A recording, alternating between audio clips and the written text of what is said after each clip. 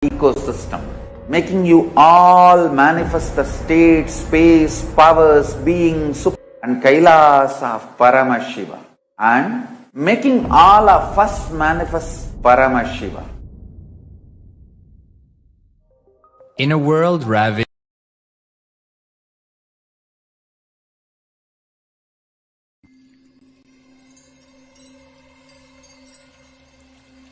I welcome you all with my love and respect. Let you all open all your three eyes. Om Nithyananda Paramashivam.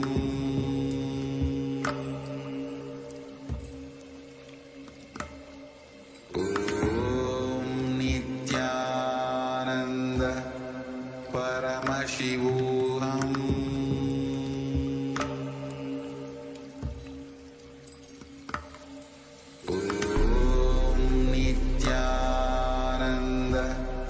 Paramashivam.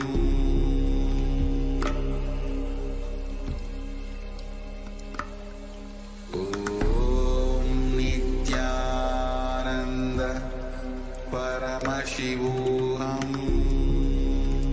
Nithyananda Paramashivam. Paramashivam. Om Nithyananda Paramashivam.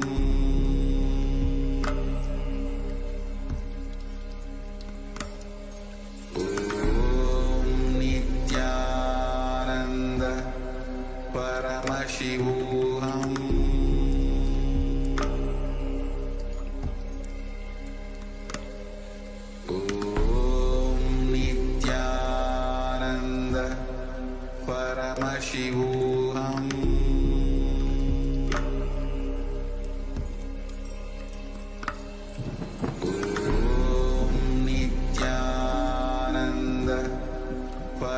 Paramashivam.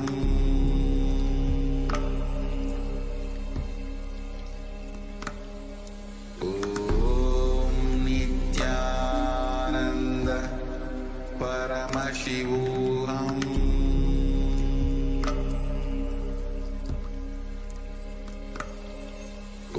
Om Nithyananda Paramashivam. Yes, we're back. In the next segment of this program, we are going to be understanding about the time and space continuum.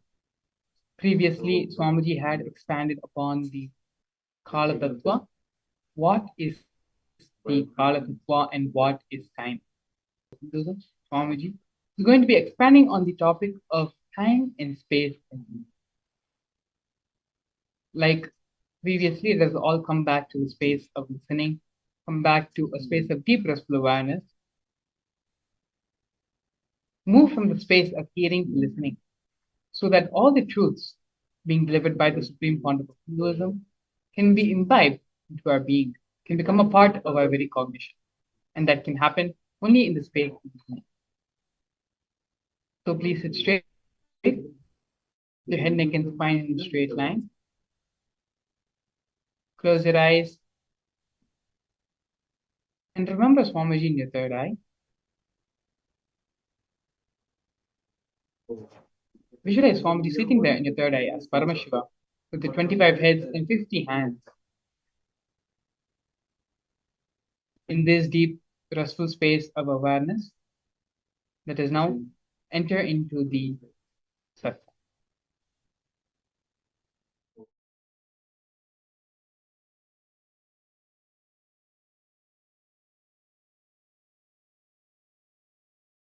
Paramashiva's direct message from Kailasa.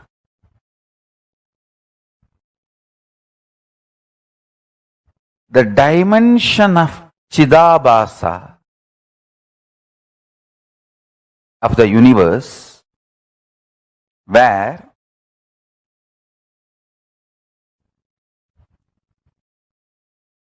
The activism of Chit and absolute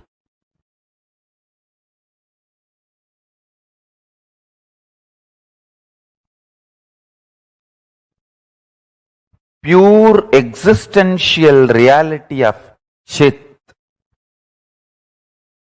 Listen, the activism of Chit, we call it as Shakti.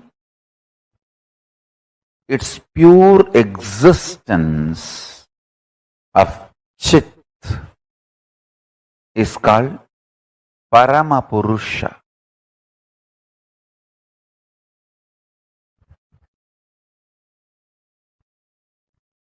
These two together, in its pure being space and intense doing space, both together, is the dimension of Chidabhasa.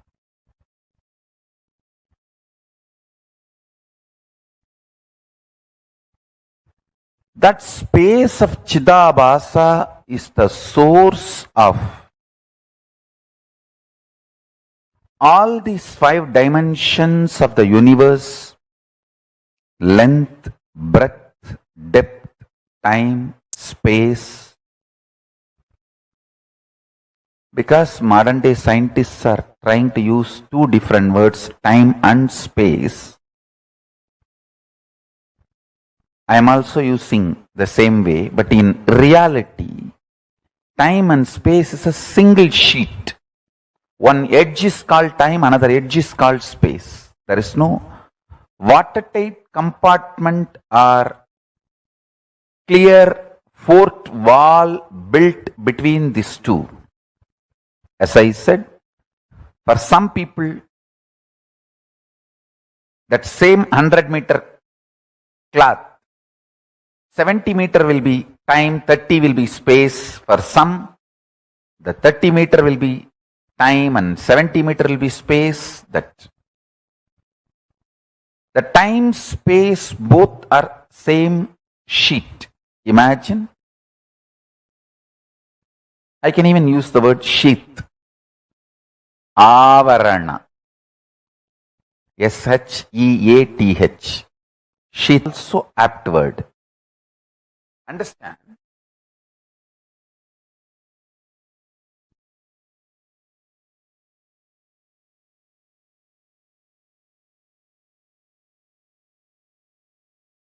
Whether you know it or not, realize it or not,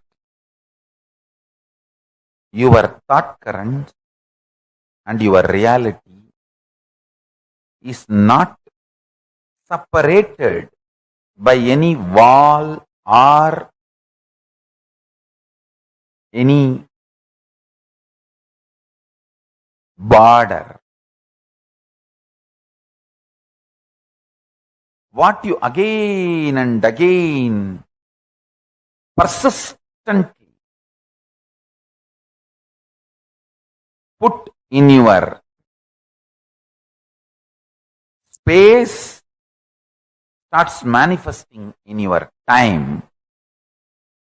What you again and again and again practice in your time starts manifesting in your space.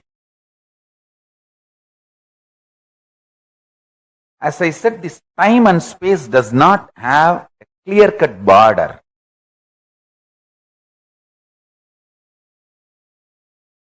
For some people, in this time-space continuum, in the time-space dimension, if it's 100-meter, consider it as a 100-meter long cloth. For some people, 70-meter is time and 30-meter is space. For some people, 30-meter is time, 70-meter is space. For some people, even only 2-meter is time and 98-meter is space. For some people, 98-meter is time and 2-meter is space.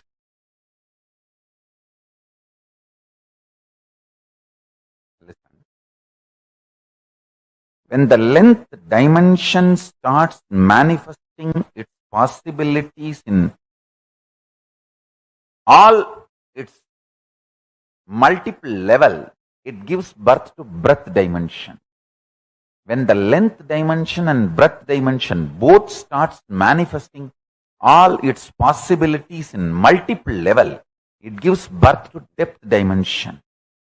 When the length dimension, depth dimension, breadth dimension, all three starts giving birth to all the infinite dimensions of them in multiple levels, in all possibilities, spontaneously and simultaneously, they give birth to the dimension called time.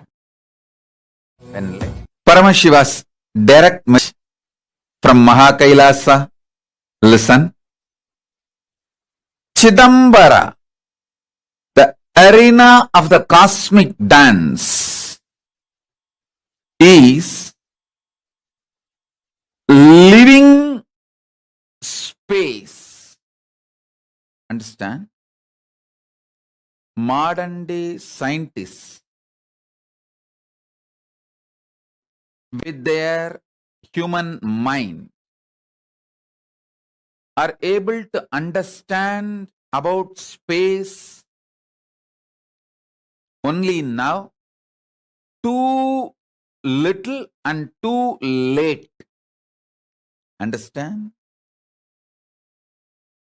They are trying to understand space. Modern day scientists are trying to understand space. What they understood till now, too little and too late. Thousands of years before, Hindus had a clear understanding about what is space. Space is living existence, living entity.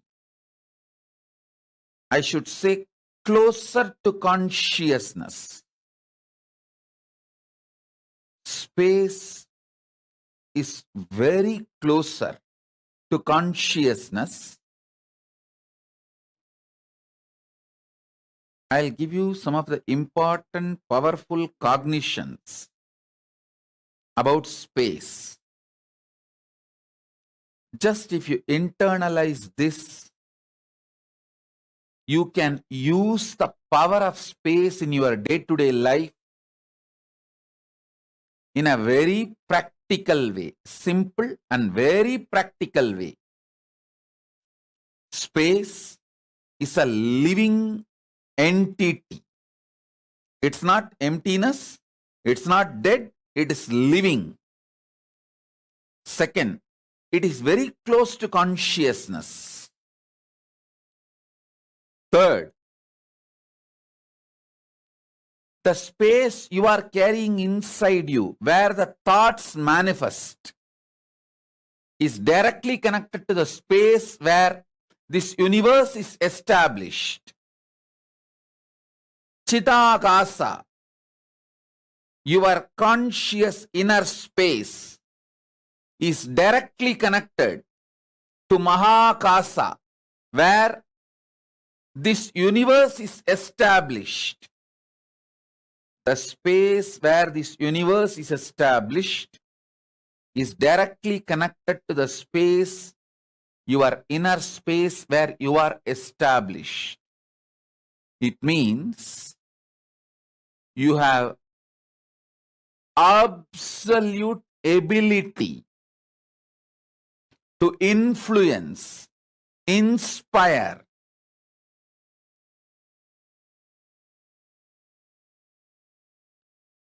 directly intervene with the outer space on which the world is established. Any mass has a power to influence the space. When you are able to influence space through which you can influence anything which is established in the space, and just by sheer power of thoughts, you can raise, lower your mass, through which you can influence the space, through which you can influence anything established in the space. Please understand.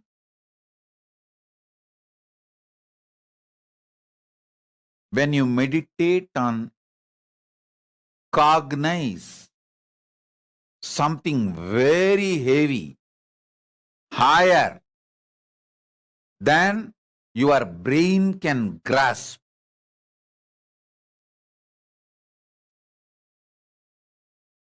your space becomes powerful. That can influence the space outside.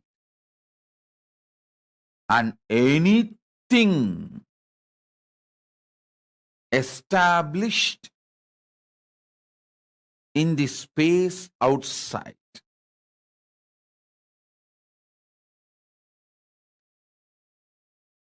I'll repeat.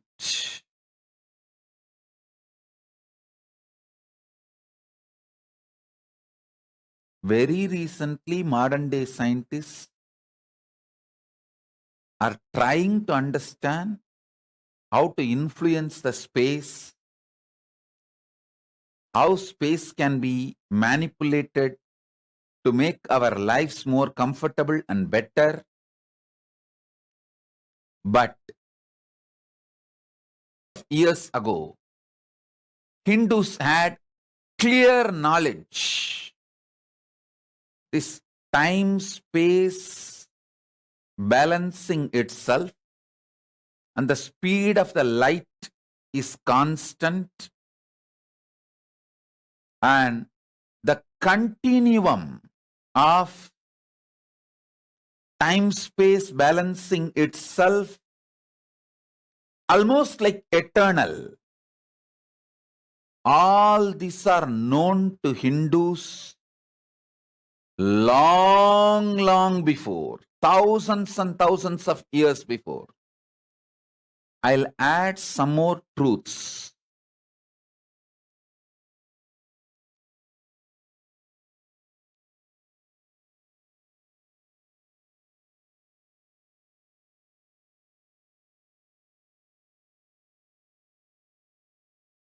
Thoughts can travel using space as medium. Anything which has a mass can influence space, through that can influence anything established in the space.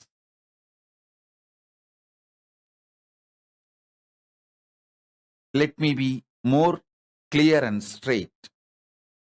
Just through your thought, power of cognition, the power of your inner space, Chidambara, you can influence anything established in the space, whether sun or the moon or the universe or the black hole or the Big Bang, anything established in the space can be influenced through the power of your inner space.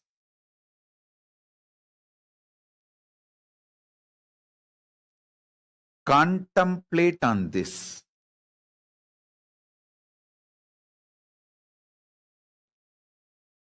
I have come down from Samadhi, brought these few important truths for all of you to chew, internalize this.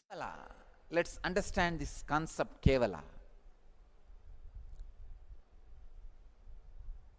Whenever you relate with the past connections, when you work with the past relationships,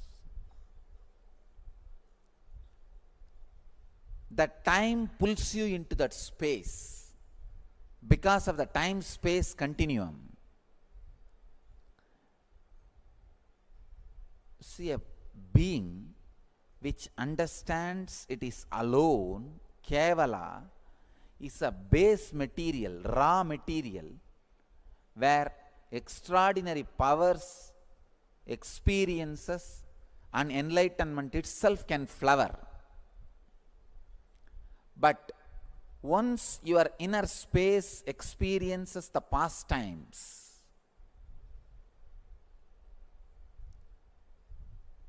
naturally the time pulls you into the past space. Then for next 9 months, the possibility of enlightenment is postponed. The possibility of extraordinary experiences is postponed. Again, it takes 9 months for any human being to sink the idea, Kevala, I am alone.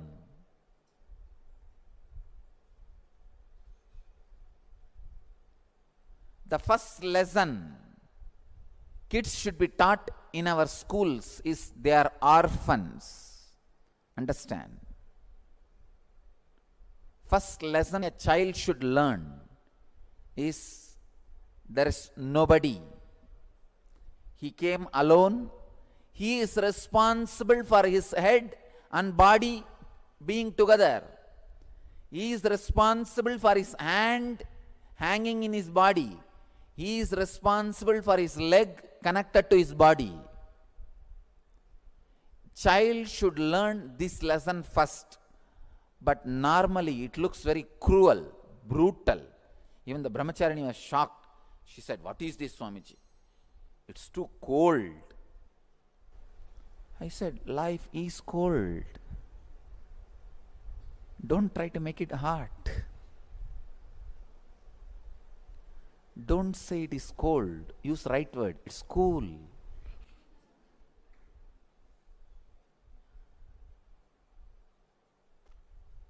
Child should know neither the father nor the mother or the relatives are going to be in his or her frequency. His or her frequency is going to be independently intelligent. Please understand, it is not going to be the extension of the parent's intelligence.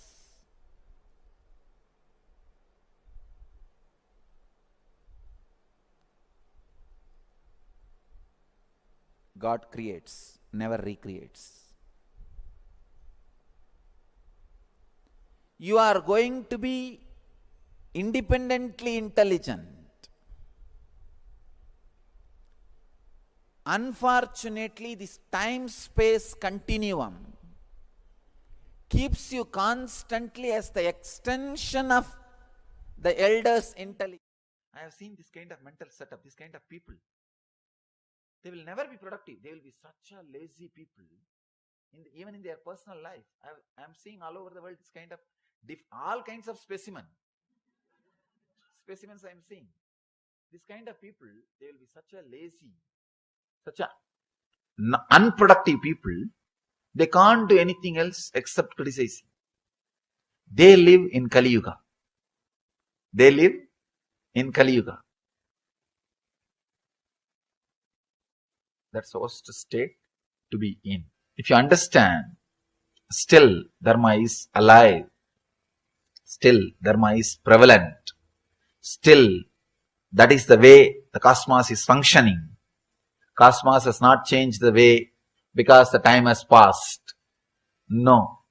When you understand that, suddenly you will see your inner space will become Satya Yuga. You will start attracting friends, things, everything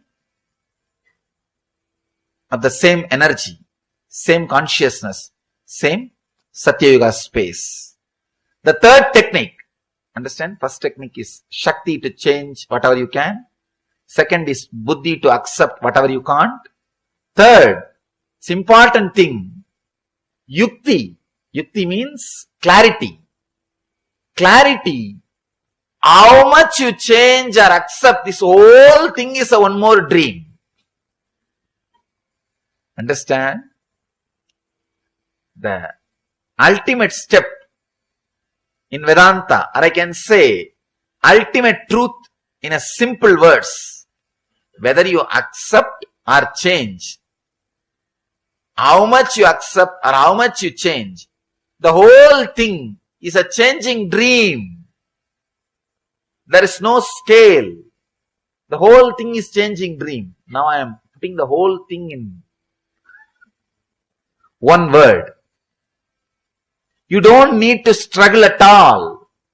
This is I can say, ultimate truth. What we call Zen or Advaita. The ultimate truth.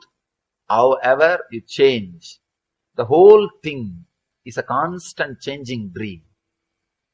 If you understand this truth, how much you change, the whole thing is constantly changing dream.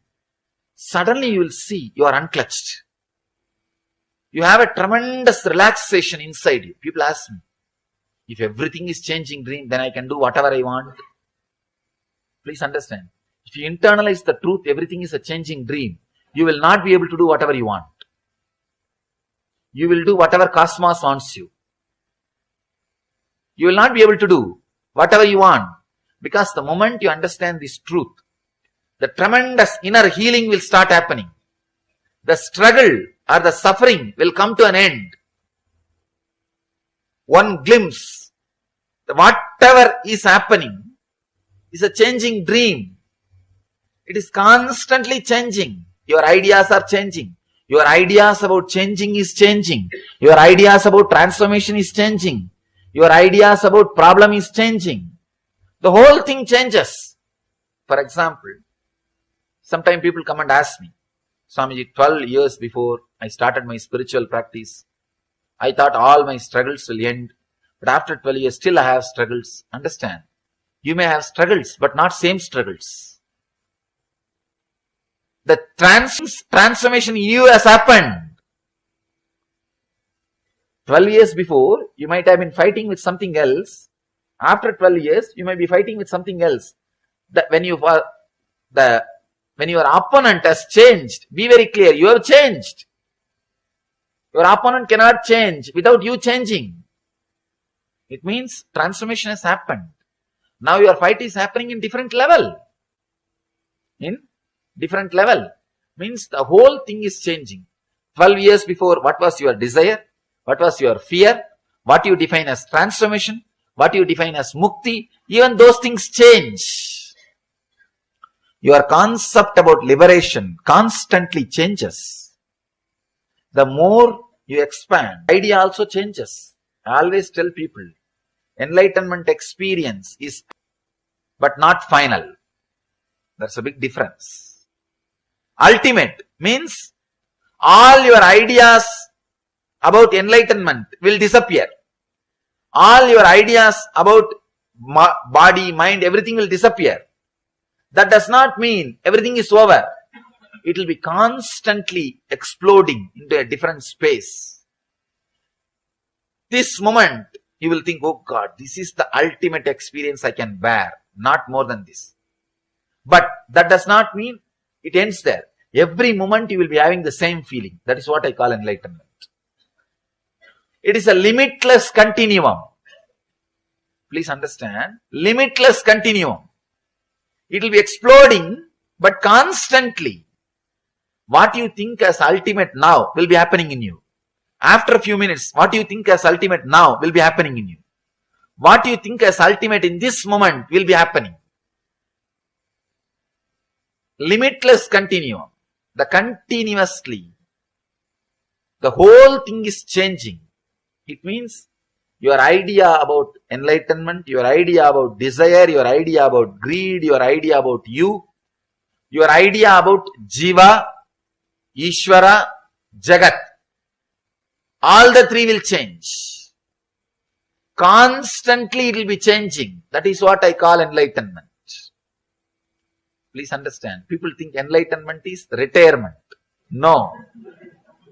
No, you have an idea. After enlightenment, I will do this. I will do that. People come and ask me, Swamiji, what should I plan to do after enlightenment? I tell them, that plan he will do. You can't do.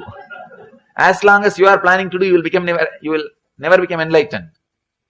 Enlightenment is the last decision you can make. After that, you can't make any decision. All decisions will be made by somebody else or something else. All decisions will be made by something else. Constantly we think we are an accident. Cosmos is torturing us. No. Cosmos is not sadist. God is not punishing you. People come and tell me, no, Swamiji, you don't know, God is punishing me. Please understand, God has not come to that level to punish you. And you are not raised to that level to be punished by God. You are also not that great to be punished by God. God has also not come down to that level to punish you. We go on abuse the Dharma. No, you don't know, it is Kali Yuga. Dharma will not be prevalent.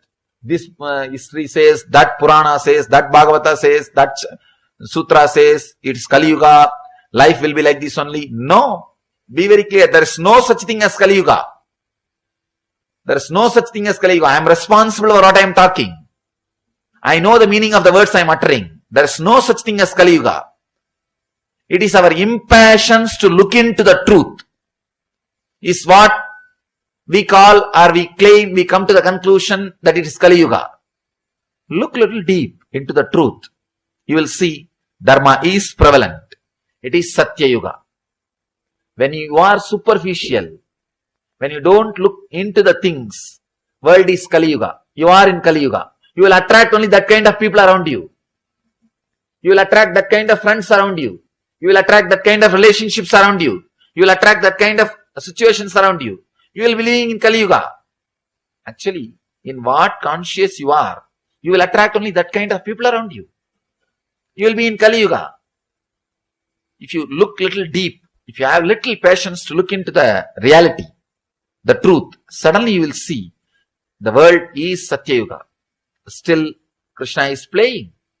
Still Rama is living. Still all the great masters are alive. It is Satya Yuga. Still Dharma is running. People ask me, what do you mean by this? So much of terrorism is going on, so much of poverty, so many war is going on. What do you mean by this?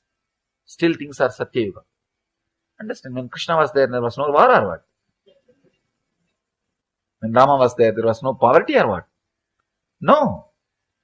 Please understand. When Rama was there also, some part of the world, people were living in Kali Yuga. And even now, some people are living in Satya Yuga. So, Satya Yuga or Kali Yuga is not the chronological time. It is nowhere related to chronological time. It is individual's decision. If you want, now you can enter into Satya Yuga. If you decide, from today, I will have different consciousness, then naturally you will attract that kind of friends. You can see in your life. If you are continuously having self-pity, you will attract the relationship friends who will torture you. You will see. You will continuously attract people who will abuse you because you feel very comfortable with them. After 3 days, you forget that they abused you. You can again relate with them. You find out their cell phone number. You forget just 3 days before you have been abused. No. It's okay. But he is a good guy. In the heart, he is very good guy. I don't know what do they mean by this word. In the heart, he is very good. Even though he abused me, in the heart, he is very good. They have their own technical terms to justify what is going on. You attract abusive relationships, abusing people, everything around you, if you are in that mood, if you are in that consciousness. So please be very clear. The moment you start clearly understanding, the whole world is going as per Dharma. It is Satya Yuga. You will attract the people who are living in Satya Yuga. You will create that kind of friendship around you. You will create that kind of circle around you. Suddenly you see you are in Satya Yuga. To enter into Satya Yuga, all you need to do is, you don't need to create Satya Yuga. Just tune yourself to Satya Yuga, that's all. The 6 feet, whatever is inside your skin, make that as Satya Yuga. Suddenly you will see whatever is outside your skin also will become Satya Yuga. Nothing else need to be done. You don't need to make the whole world, you don't need to create stages in every city and go and talk about Satya Yuga. Let the whole world become should become Satya Yuga, then only then I will enter into Satya Yuga. No. No. Just change your inner space into Satya Yuga. Suddenly you will see, you will attract that kind of friends. Suddenly that kind of books will reach you. That kind of DVDs will reach you. That kind of websites will reach you. That kind of newspaper will reach you. That kind of things will reach you. All other things will become, you will lose interest. Suddenly you lose interest in all other things. In my whole life, I never went to cinema theater even once. People ask me, I studied in college. I studied diploma. People ask me, even in college, how did you manage, Swamiji? I said, somehow, I never felt that was part of my life. I'm not old person who lived 60 years ago, long before. I'm just 31. This generation, my life. People ask me, it is impossible. Without being influenced by cinema and TV, how can somebody be alive? I said, somehow, this is the way I am. They say, no, you are extraordinary, you are enlightened. Please understand, when you decorate the deity on your own, your intensity's ability to be continuity. Intensity is excitement in your inner space. Continuity is ability to keep that excitement as visualization till it becomes a reality. Please understand, these are some of the ultimate cosmic principles.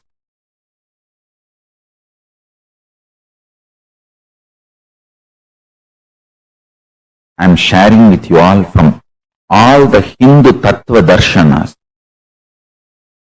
So listen carefully. This is the quote. Listen. Intensity is revelation or excitement experienced in your inner space.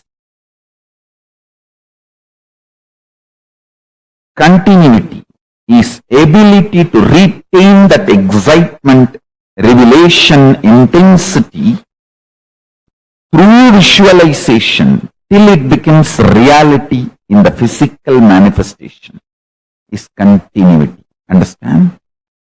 Doing puja,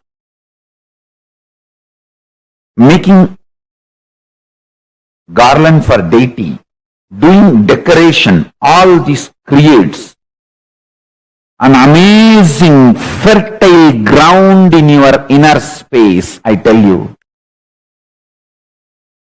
I have done it in my life, multiple births.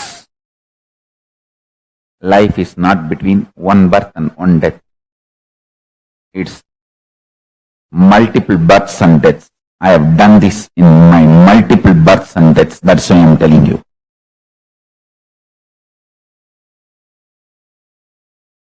Intense excitement, when it is added with the creativity, especially the most superior creativity is Hindu Kriya. Kriyas of Hinduism is the most superior creativity. See my Gurukul kids, just by decorating deities they manifest powers. Because intensity of the inner world starts manifesting as continuity of the outer world. Listen. Intensity of the inner world starts manifesting as the continuity of the outer world just through decorating the deity. If you are a millionaire, want to become billionaire, I guarantee, start a temple, start spending at least half an hour to 1 hour physically working on the temple. Tie dhoti, sari, put jewels.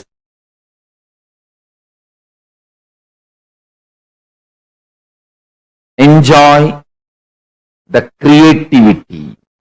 Please understand, one of the greatest poverty the modern day man is facing is inability to retain a visualization continuously even for few minutes. Extreme mental breakdown. Don't try to tell me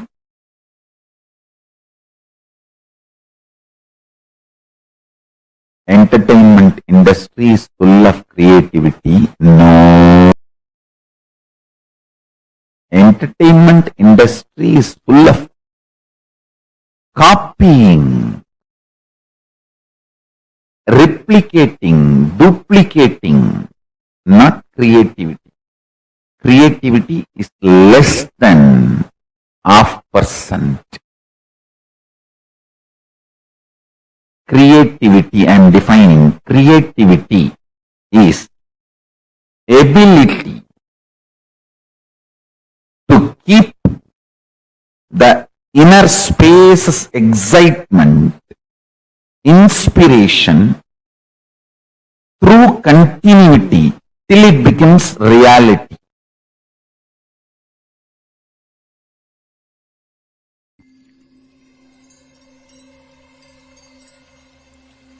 I welcome you all with my love and respect.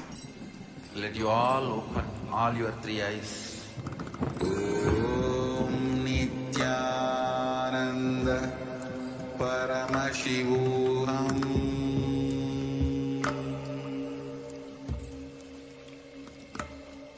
Om Nithyananda Paramashivam.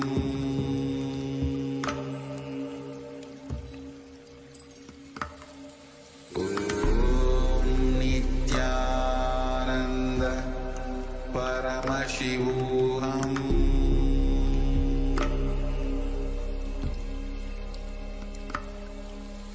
Om Nithyananda Paramashivam. Om Nithyananda Paramashivam.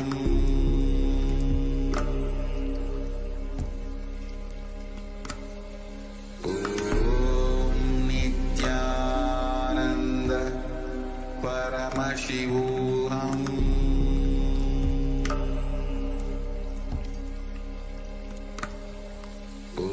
Om Nithyananda Paramashivam.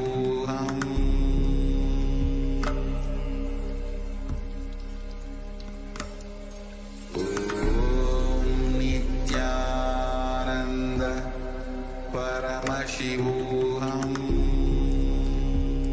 Paramashivam. Om Nithyananda Paramashivam.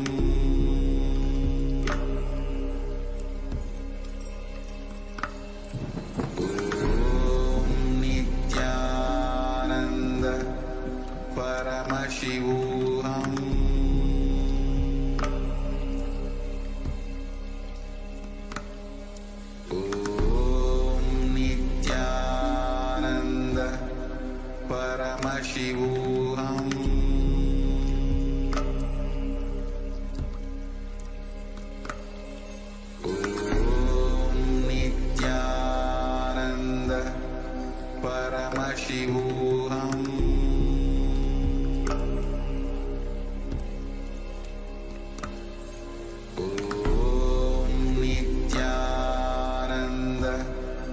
Paramashivam.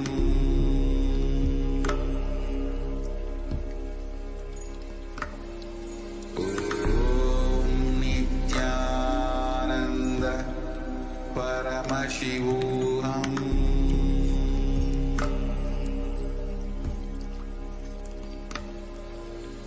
Om Nithyananda Hello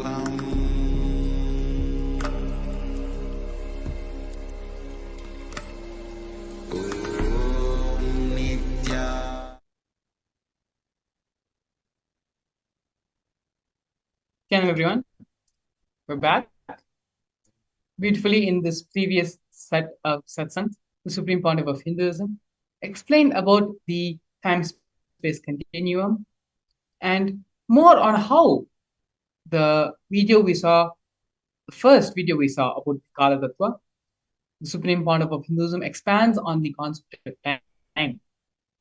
In this series, the Supreme Pontiff of Hinduism expanded more on the concept of space and the time-space continuum.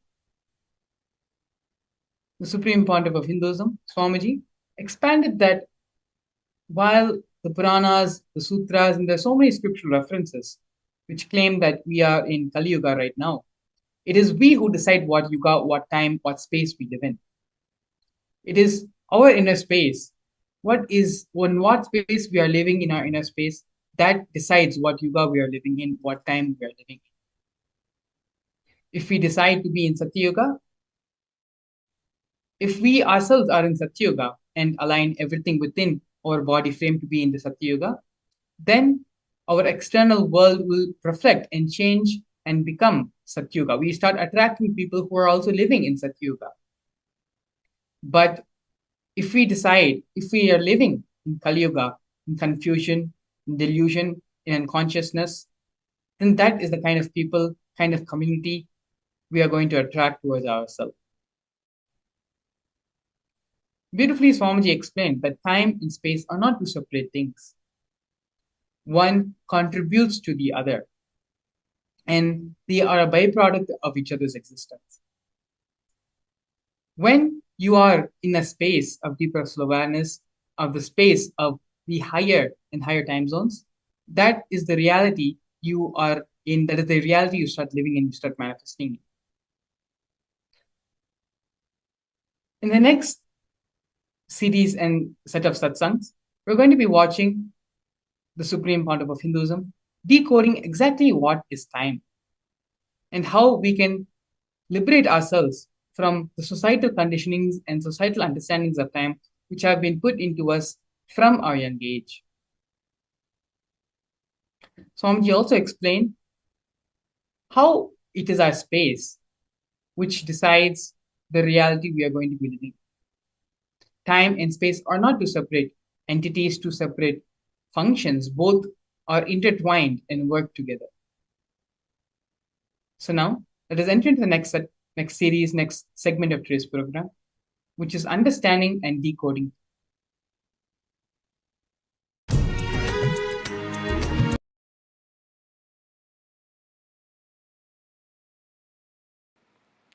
Nithyanandeshwarasam Nithyanandeshwari madhyamam Asmadacharya parayantam Vande Guru Paramparam.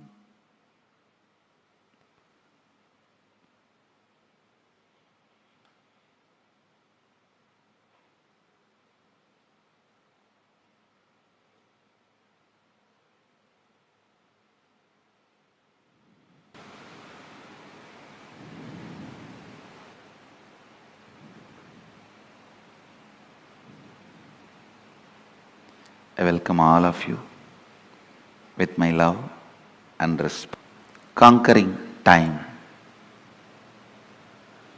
First, few basic understandings, few basic truths.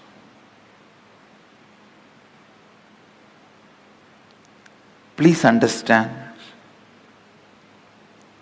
every sacred secret, every sacred truth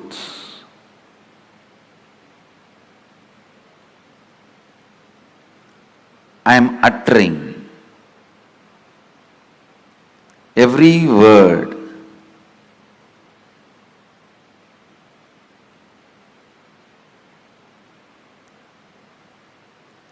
need to be internalized and internalized Do not sit with the intellectual tiredness. Usually people have this pattern. Tell us finally what we should do. Things don't work like that. Please understand.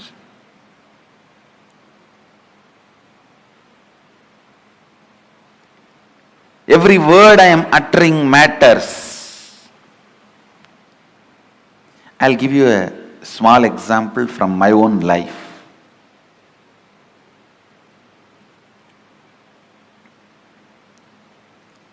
One of my guru, Annamalai Swamigal, in course of conversation he told me that we are not the body, we are beyond pain and suffering. When I was sitting alone and contemplating about it, we are not the body, we are beyond pain and suffering. What does he mean by it? I actually experimented. I took a knife and cut my thigh to see whether we have pain or not. Of course, I had pain and I was taken to hospital and stitches were done and all that has happened. But I could not think what my guru uttered is lie. I was continuously contemplating. I had a yoga guru. He was also a Paramahamsa. One day he explained, he usually comes to the house where I was born and brought up. He will come home early morning, 4 o'clock, and drag me out of the bed and take me to the temple and teach yoga. I was a kid. Sometimes the moment I am out of bed, he will make me drink coffee so that I will not go back to bed. One day he was telling, see, before coffee, how you feel that you want to lie down and nothing other than sleep matters. Just a cup of coffee, you are ready to listen to me, and suddenly I became more important. Yoga becomes more important. All the ideas that you should do yoga makes more sense. Without a cup of coffee, all the ideas you should sleep makes more sense. Just with a cup of coffee, all the ideas you should do yoga and take care of your health, build your body so you can get enlightened. All these ideas make sense. He made a very important statement which I want to translate in English for all of you. He said, the physiological, psychological, neurological effect on you is not you. Please understand. One guru made a statement, you are not the body. The other guru made a statement, the physiological, psychological, neurological effects happening on you is not you. How many of you click with that second statement? Actually, both statements finally mean the same, but the second statement suddenly made so much sense to me. Yes. Please understand. Because I could see my seeking is not just equivalent to a cup of coffee, but a cup of coffee can make such big impact. It can just drive away the sleep, make the whole yoga happen in me with enthusiasm, excitement. So when I was analyzing, cup of coffee cannot be equivalent to my seeking.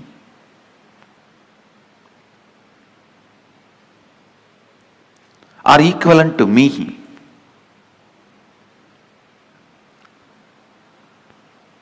Understand?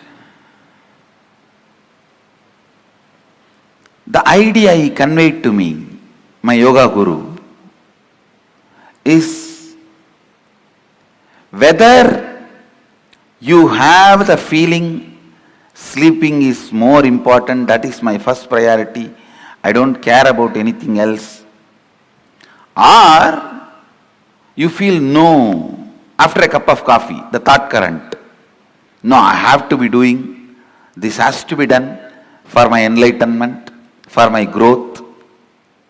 Whether you have this thought current before cup of coffee or thought current after cup of coffee, both thought currents both thought currents are not you. Both thought currents are empowered by you, not you. That is what the master, the first guru means, Annamalai Swamigal means, you are not the body, you are not the mind. When Annamalai Swamigal told me, you are not the body, you are not the mind, you are beyond pain and suffering,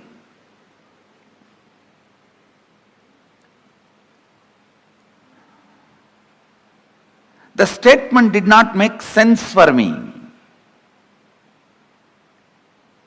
But when my yoga guru explained,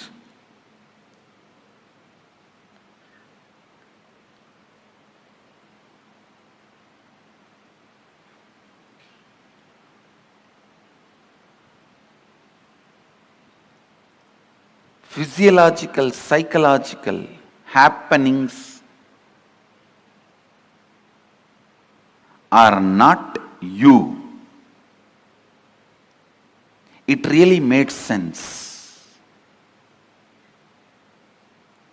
Understand? Throughout this program, every statement I make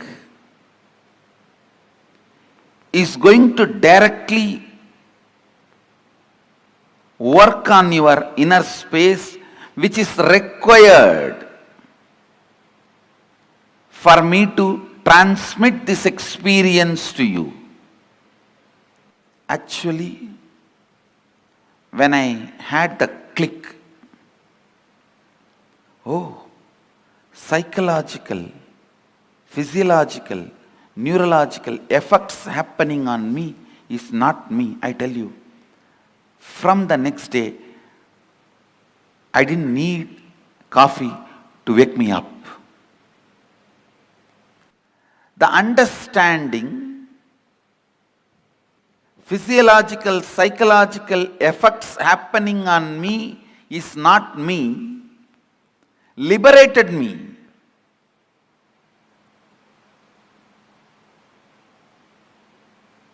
Not only from coffee, after that, never ever I understand something called low mood or depression or feeling well or stressed. I tell you, all these words are really strange. Still I am not able to comprehend those words. When people come and tell me, I really feel bad for them, but I feel, oh God, I'm not able to grasp what they mean by this word. All those words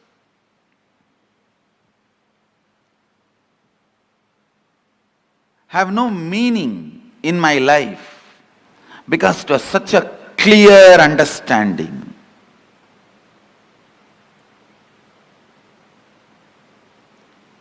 Now sit to grasp those understandings. if you are sitting with the idea, all these are okay, Swamiji, you tell me finally what I should do, I will do that. That is intellectual tiredness. Please understand. Egg, if it is broken from outside by force, a life ends. If it is broken from inside, a life starts. If you sit with intellectual tiredness, you finally tell me what I should do. Even if I tell you finally what you should do, if you do, it will be like a breaking the egg from outside. Even if I transmit experience to you, you won't retain it. When I transmit and you don't retain, it is called Satori. When I transmit and you retain, it is called Samadhi. Annamalai Swamigal, what he tried to transmit, what my yoga guru transmitted, Yogananda Puri, both are actually one and the same. The first transmission may be my intellectual tiredness. It was only a Satori, it never becomes Samadhi in me.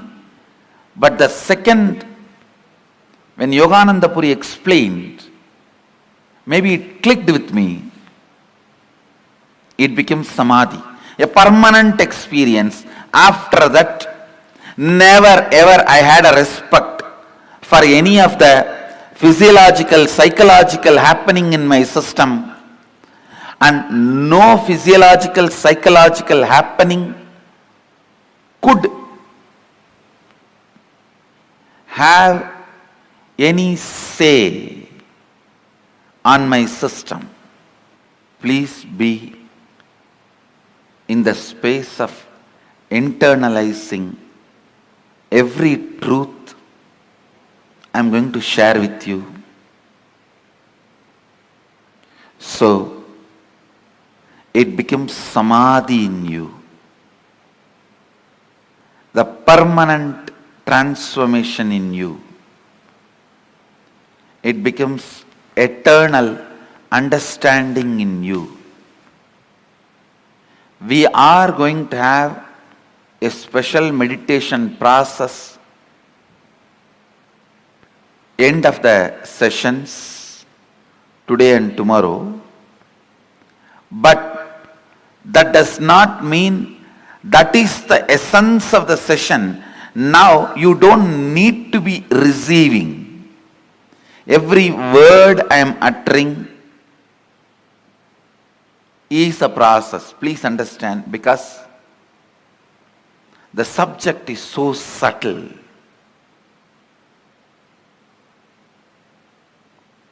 Subject is so subtle. See, when my first guru told me, you are not the body, you are beyond pain and suffering. It is truth, but it is too to grasp. It's too physical. But when my yoga guru told me, experientially, which he was able to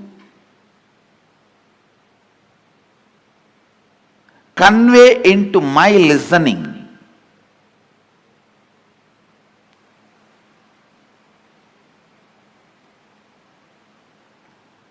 the psychological, physiological, neurological effects are happenings in you is not you.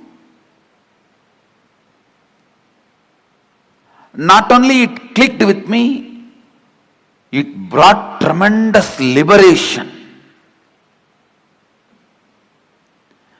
What my first guru, the Annamalai Swamigal, was trying to make in me,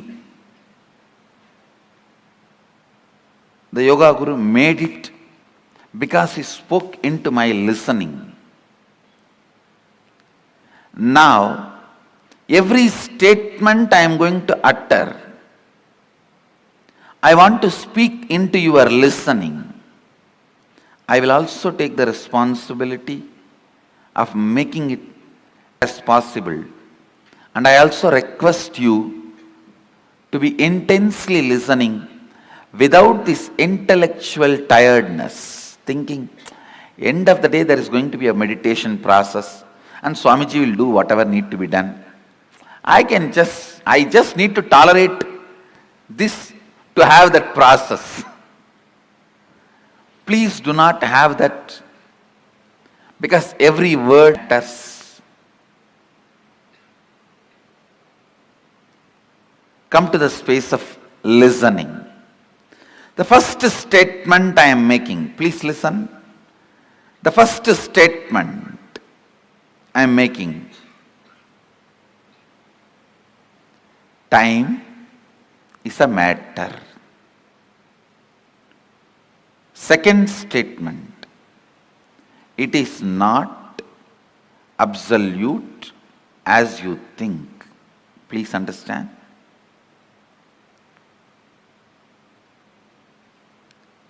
Now I will make these statements into your experience.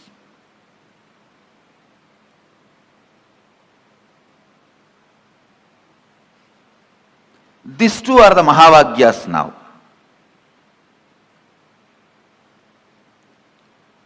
When you perceive this world through this body, you can never doubt the authenticity of this body or the authority of this body. But when you are perceiving the dream world through the dream body, this body does not have authority over you. Please understand. When you are perceiving dreams with the dream body, this body does not have authority over you. Same way, when you are perceiving this world through this body, the dream body does not have authority over you. When you understand there is a body which has authority over you at some time, does not have authority over you in some other time, you can understand this body also has authority over you sometime, does not have a right over you in some other time. Listen. As long as you perceive this world through this body, you think this has authority over you. You can't understand a space without this body. Same way, because you are constantly perceiving the world, because you are constantly perceiving your reality through time, you think time is absolute and it is truth, just like how you feel your body is truth.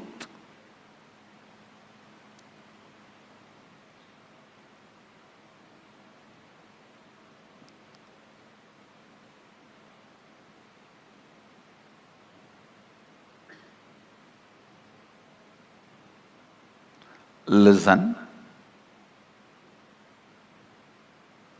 I'll repeat the essence.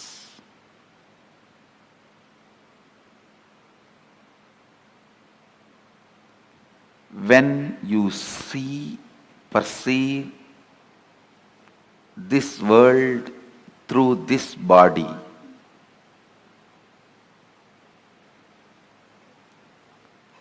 you take this body as authority. Sometimes you question this reality but not this body.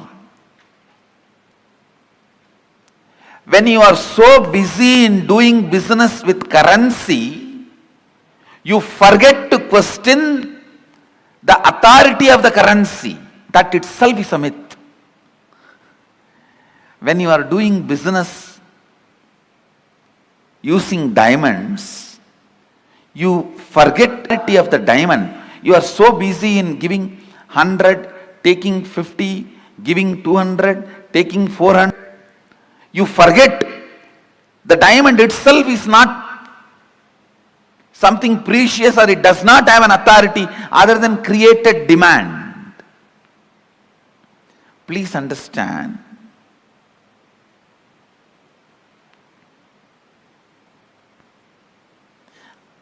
I am not questioning, I am not saying don't do business.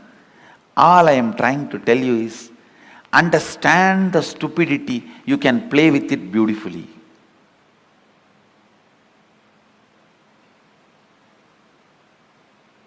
The moment I understood, it clicked with my system that physiological, psychological effects on me is not me. So much liberation, such liberation.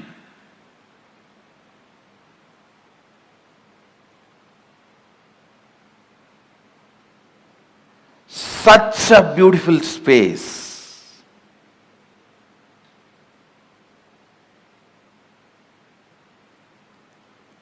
It was such an absolute ecstasy. Knowing even that ecstasy is not me.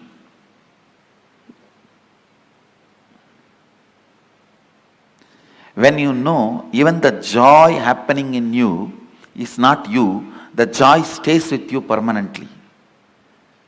All joys disappear the moment you try to grab them. The first truth: time is a matter.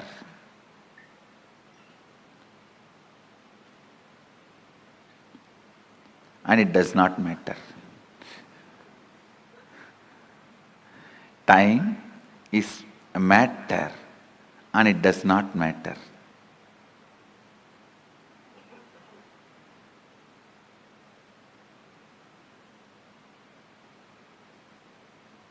You can manipulate it as you can manipulate your body.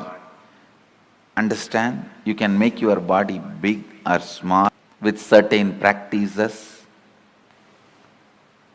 diet control. You can manipulate it. You can play with it. Same way, you can play with time. You can play with time. How? We will see next. But some of the basic truths, you can play with it.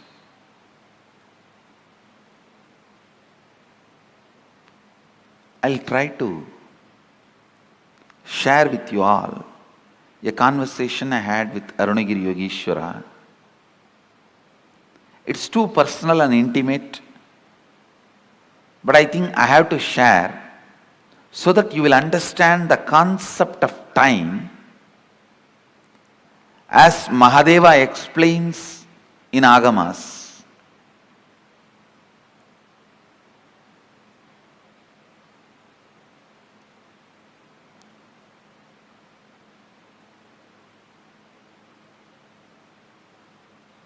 One day I was sitting and talking to him. I was just so much in love, awed by his presence. It will always be for spending time I will be talking. There is nothing serious about what I am talking to him. That is why how much ever I try, I am not able to recount or recall everything I heard from him. Very less only I am able to recall, because all the time I was only awed and just I want to spend time with him. That was the purpose. So talking is only secondary. I was talking so that he will not get up and go. To make him sit, I have to talk. Listen carefully. The conversation was about time and space. He was trying to explain time and space to me. It is time you understand it, so that it becomes just part of you. You also need to know the value of one single truth hitting you properly. Please understand, it was just one single truth. My understanding about, just a cup of coffee, only that much is the gap between me and my seeking. It was such revelation. The laziness and powerlessness and the powerfulness I felt after a cup of coffee, I understood very clearly, both are not me. I am something beyond this too. Just that one understanding liberated me forever from all the physiological and psychological ups and downs. Never ever I had any respect for the physiological, psychological ups and downs in my system. And you don't know what great liberation it can be. So please understand. Now, even understandings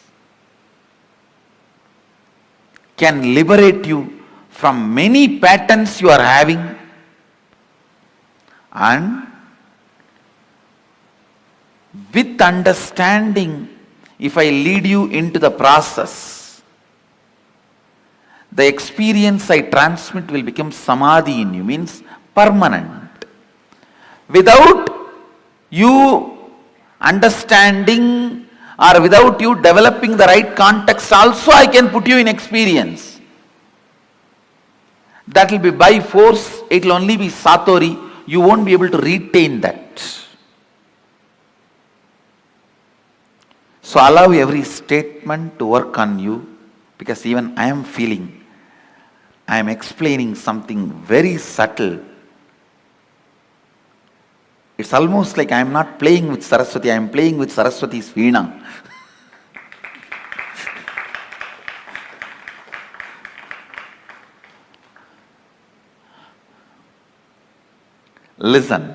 Listen to this conversation I had with Arunagiri Yogeshwara, because this is going to give you a very important click understanding about time.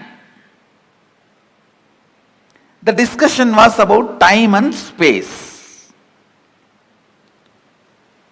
I was asking him,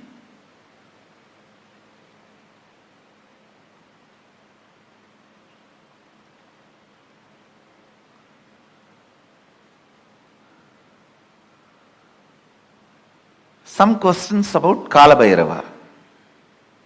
That is the way the conversation started, and he was trying to explain the time and the effect of time on our system and our understanding. Naturally, I could not grasp everything immediately. So the conversation boiled down to, he was trying to explain to me, time is just your mental experience, mental perception. It can be imploded or exploded. Listen, it can be imploded or exploded as you want. So naturally it was too much for me. Then he touched something in my very personal life and explained. Of course, it is a very intimate conversation, but I'll share it with you all because it will do good to all of you. I had the problem of bedwetting as a child. So, when I was talking to him, it was around maybe I was 11. At that time, I used to have that problem of bedwetting. He just picked up my hand with a lot of care. He was trying to guide me, asking, when you have a bedwetting, what goes on in your dream state and deep sleep state? I slowly described, I contemplated and described. I used to feel first my bladder is full. Then I'll feel in the dream that I am in a restroom and I should relieve myself. And then in next few minutes, I'll only feel my bed is wet. I explained the step by step. He said, exactly, this is time. Please listen. It was such powerful click for me. I'll tell you exactly what he said. He said, how the moment your bladder is full, your brain can create the restroom which is not there and give you the comfortable feeling you are protected, safe, you are in a proper place, please relieve yourself. Only after that signal goes to the body, the internal organs decide to relieve and relieves itself.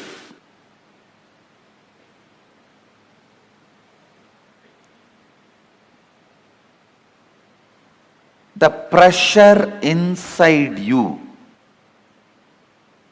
to perceive something, to have some experience, creates the concept of time and gives you various experiences. Pressure inside you, that bladder is full, creates the restroom ambience in your brain, which is actually not there, but gives you a comfortable feeling, can relieve yourself. Same way, desire to have certain experiences, that pressure inside you creates time which is not there and gives you various experiences. I'll try to convey much deeper the same truth further. Now you understand this much. The whole idea of time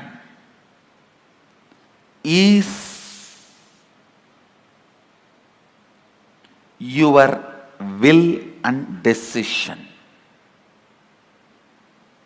I can give you 100 examples.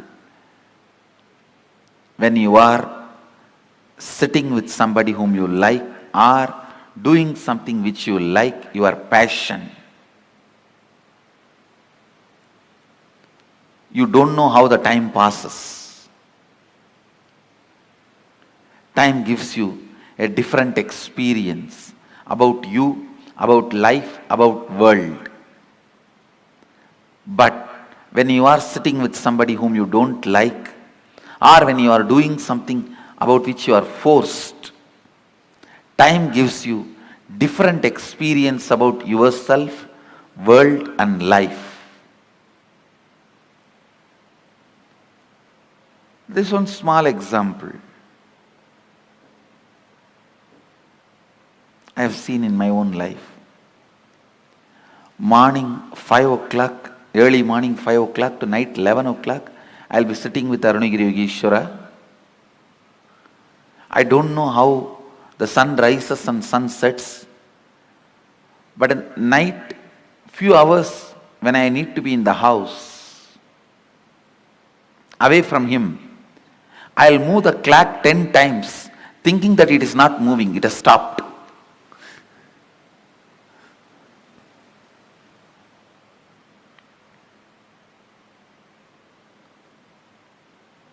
I'll feel why the nights are so long. Time is slow when you wait. Time is fast when you are late. Time is deadly when you are sad. Time is short when you are happy. Time is endless when you are in pain. Time is long when you feel bored. Every time, time is determined by your feelings and psychological conditions, not by clocks. So learn to have nice time always.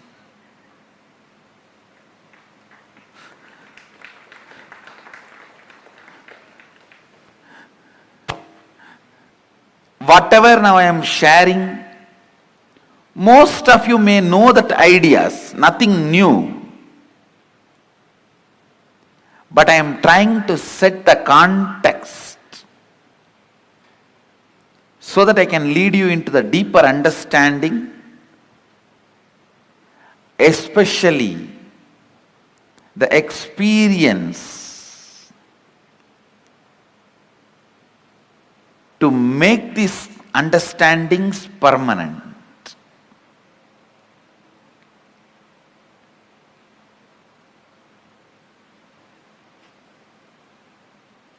Time is a matter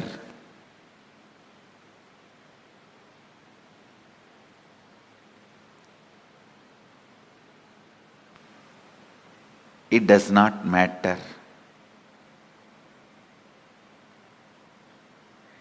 It can be manipulated as you want. You can play with it as you want. One more understanding I received from Arunagiri Yogeshwara about time. Listen carefully.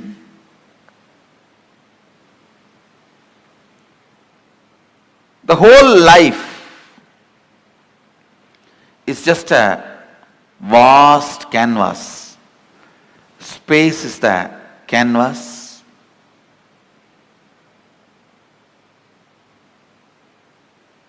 Imagine 200-mile length canvas on which lot of paintings are there. The paintings which you already perceived is called past. The painting you are perceiving is present. The painting you are going to perceive is future.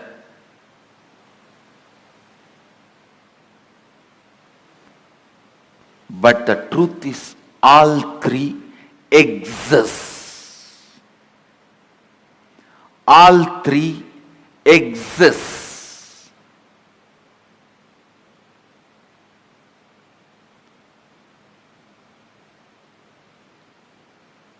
Next statement I am making. Please listen. First statement I am making. Past, present, future, all three exist. And the next statement I am making, you can alter all the three. We always think, if all three already exist, how can I alter my future? If it is already existing, how can I alter? Understand? The painting exists does not mean you can't add something to it. Your powerlessness, I can't add something to it, only makes you stop adding. And very important statement I am making now. Not only you can alter the future, you can alter your past. How? We will make. You can alter your past.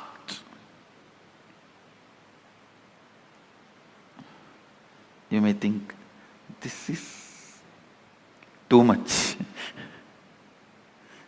How? We will see after the meal break. I'll give you clear experiential understanding about these 4-5 statements I made. During this meal break, go statements along with your food. 1, time is a matter, it does not matter. 2, your psychological ups and downs, physiological ups and downs are not you.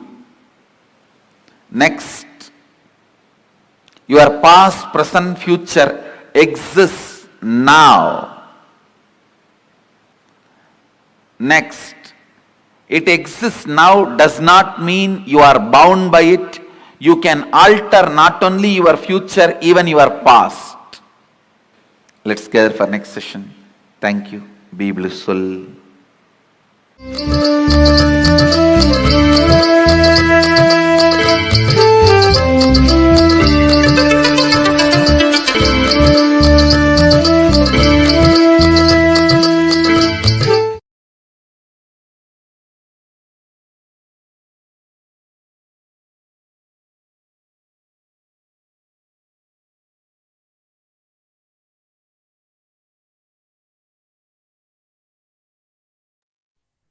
Sorry for the technical glitch. Beautifully in this webinar, the Supreme Pontiff of Hinduism explained the science of time and exactly what is time. Swamiji gave a beautiful example.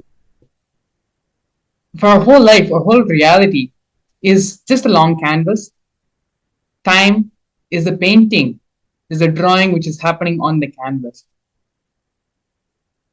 Everything which we are perceiving, all our experiences, everything which we are seeing, what we claim as the reality which is happening around us, all of it is nothing but time, nothing but matter, which is created by us, can also be destroyed by us, and can be manipulated and transformed into any other form of matter, into any way we want it to be.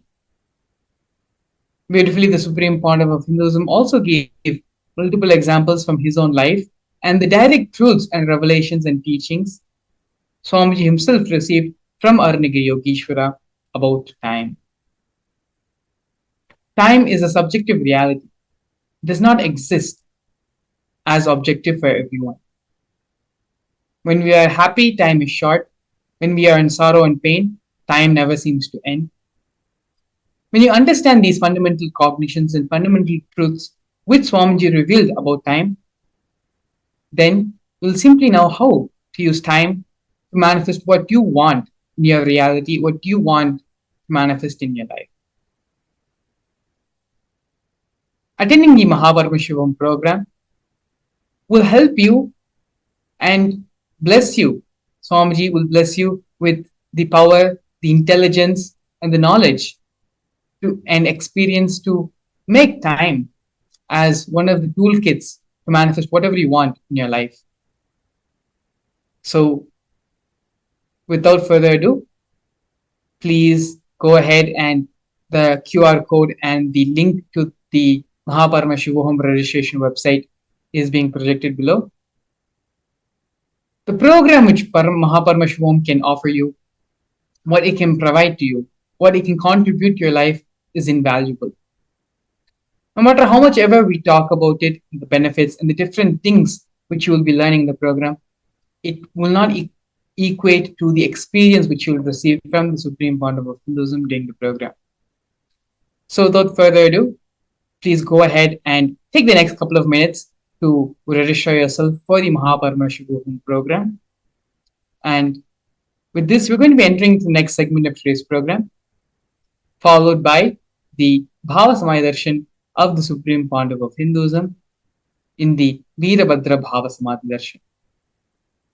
So with this, we are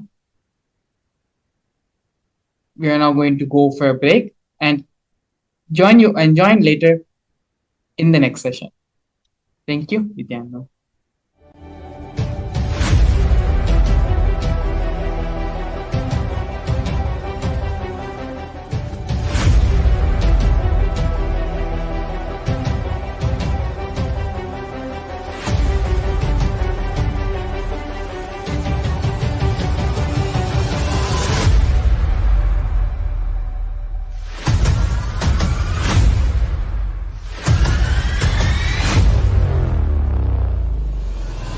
Whatever I shared till now, condensing the whole thing and reviving it as experience, starting from completion, unclutching,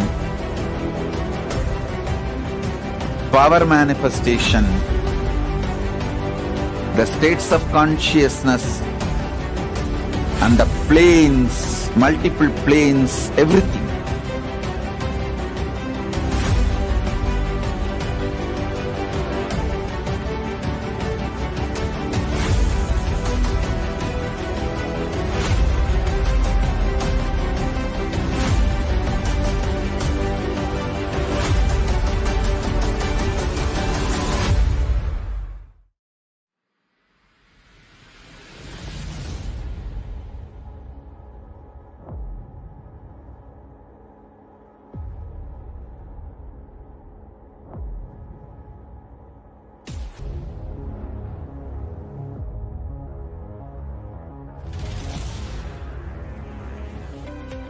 Anything presented to prove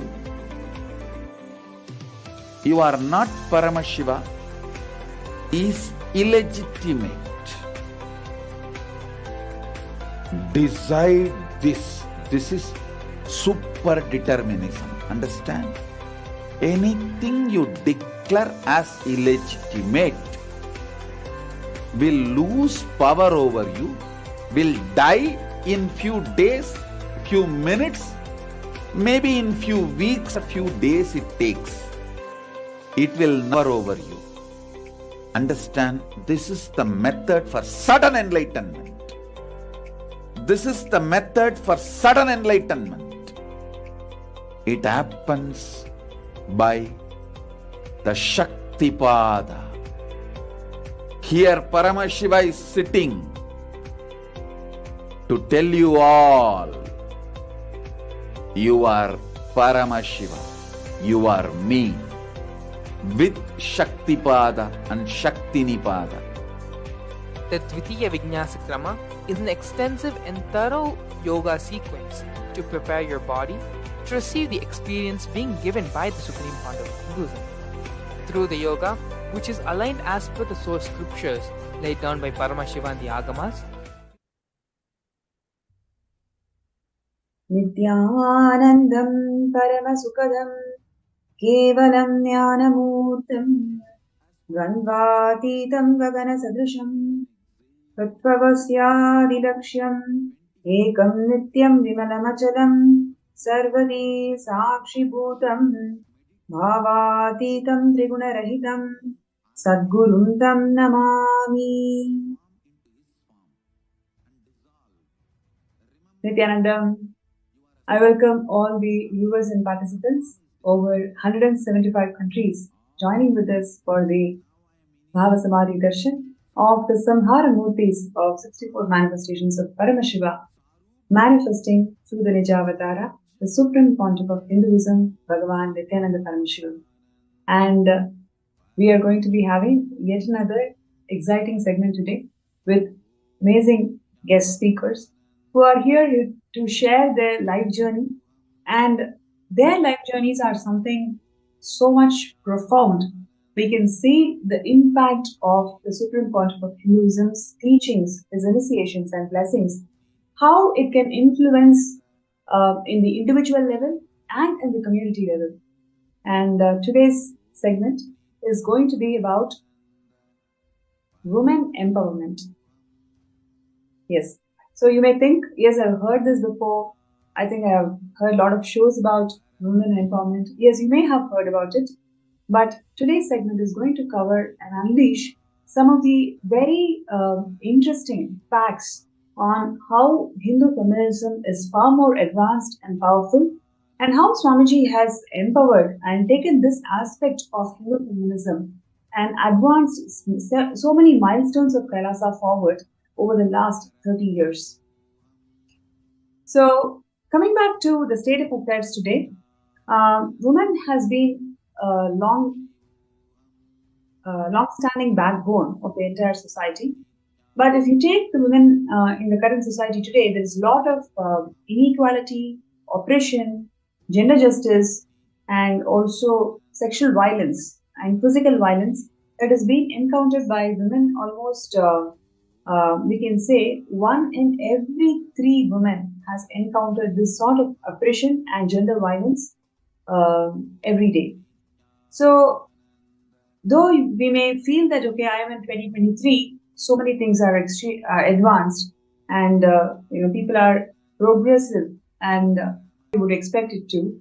But yet, if you see the stark reality, 1 in every 3 women experience physical and sexual violence either in their home, in their families, or in their workplace, or how they are treated in the society. So this is the stark reality that we are in today. And what are the solutions that we have got in hand? So Hinduism is the most progressive religion, and Sanatana Hindu Dharma has solutions for every single world problem today.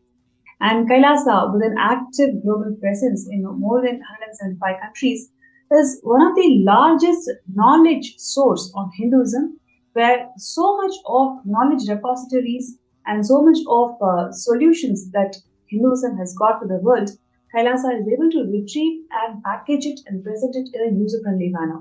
So the issue that we're talking about today is about the gender violence and inequality and oppression that the women are facing today. Kailasa has time-tested solutions just by empowering women with the right understanding of feminism. Kailasa has given a huge breakthrough in this subject. And that is definitely a testimony. If you talk to any Kailasian who's a woman, you can see the confidence that she radiates. You can see the context that she holds. It's mainly because the way the Supreme Pontiff of Hinduism, Swamiji, has enhanced and empowered the right knowledge about Hinduism and feminism. If you take today's feminism, most of it is all about competing with the other gender. It is never complementary, or it is never making femininity as something unique and something contributing and something extremely advanced. Just with the power of femininity in each of us, whether it is a man or a female, everybody has got that component of feminine consciousness. With the completion of that feminine consciousness, man attains his highest possibility. Giving that right perspective of what is femininity and how it is unique, and how by awakening this component in each of us, it can lead to ultimate enlightenment. This perspective is definitely not there. It's definitely not taught in today's feminism. And that is exactly how Swamiji has enabled and empowered all the women in Kailasa and the Hindu women today to attain their peak possibilities in life. And in Hinduism, Swamiji beautifully shares that feminism is not about conquering men. It is about strengthening the whole universe. In Hinduism, feminism is not about fighting with men or conquering men or fighting for an equal status as men. I'm sure so many of you can connect to this very interesting statement that Swamiji has given, because that is exactly how people feels about feminism, right? If you connect with any of the feminism debates or any of the feminists or activists, mostly the whole subject is around conquering men or competing with men. It is never about empowering the whole universe. And what Swamiji shares is women has their own unique place. We call women as Parashakti, manifestation of Parashakti, and all the women around the world, empower yourself with the spiritual strength and realize your uniqueness and contribute to the world.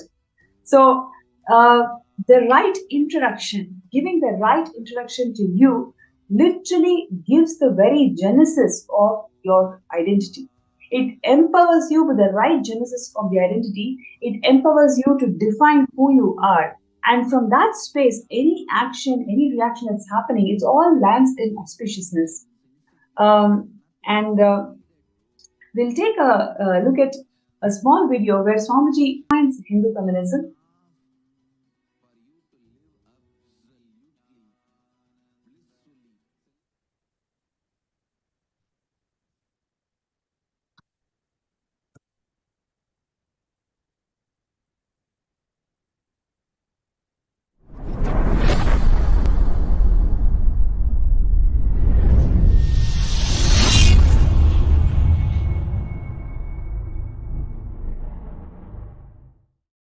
Today is also the International Women's Day.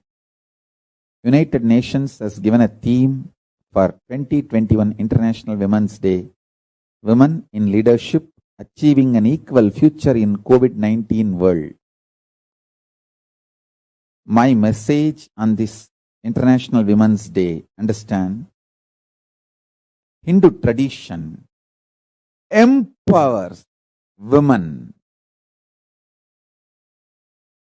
In Hinduism, feminism is not conquering men, it is strengthening the whole universe.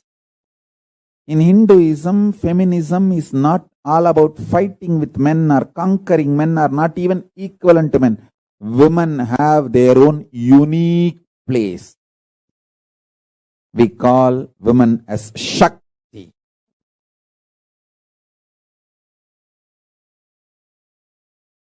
Parashakti, manifestations of Parashakti.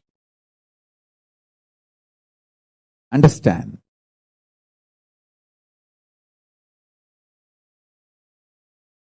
All the women all over the world, empower yourself with a spiritual strength. Realize your uniqueness and contribute to the world. That is my message on this International Women's Day. My blessings and support for all of you to achieve everything best in this universe, including enlightenment.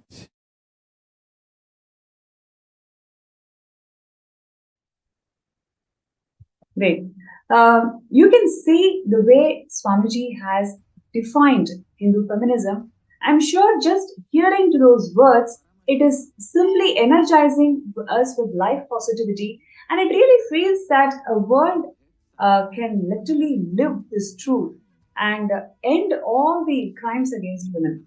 Please imagine, one in every third woman is actually experiencing sexual violence.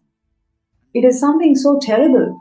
And today we have speakers across the globe and who are here to share their first-hand experience of all of these crimes against women, but how she is able to evolve herself into leadership positions today and how she's able to empower and enrich the society today. So we will be having Ma Priya Prema and Ma Susan Davidson from Slovenia and Canada, respectively, who will be joining us in this show today. And it's going to be an amazing journey that they are going to share with all of us. And there are so much to learn and so much to feel inspired on just understanding how Swamiji is enriching and empowering each and every being. And as Swamiji has always shared, the whole Kailasa is built not by numbers. It is built as simple hard work. Each and every being is empowered by Swamiji, one being at a time, one person at a time.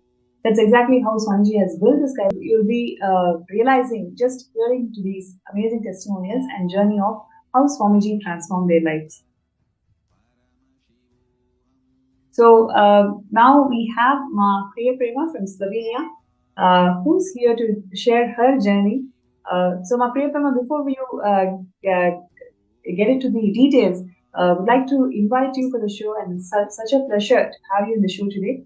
And we'd like to share about your past. I mean, before coming to Kailasa, what were you doing? And what were your ideas about feminism? What were your ideas about how a woman should hold herself before you met Swamiji? Yes, Nithyananda, thank you for inviting me, Pranapriya. Thank you so much. And first, before I start, let me first bow down in gratitude to my beloved Guru, the Supreme Pontiff of Hinduism, His Divine Holiness, Nithyananda Paramashivam, for molding me into what I am today. So my journey as a woman, I never experienced what does it mean to feel powerful. From the moment I was born on, I felt I have to compete for my father's love. That was my core incompletion. And I felt I'm not lovable, I'm not enough, I'm not good enough. So when I was 3 or 4 years old, I experienced sexual abuse. It was from our family friends at the time. And that was the experience that basically, as a female,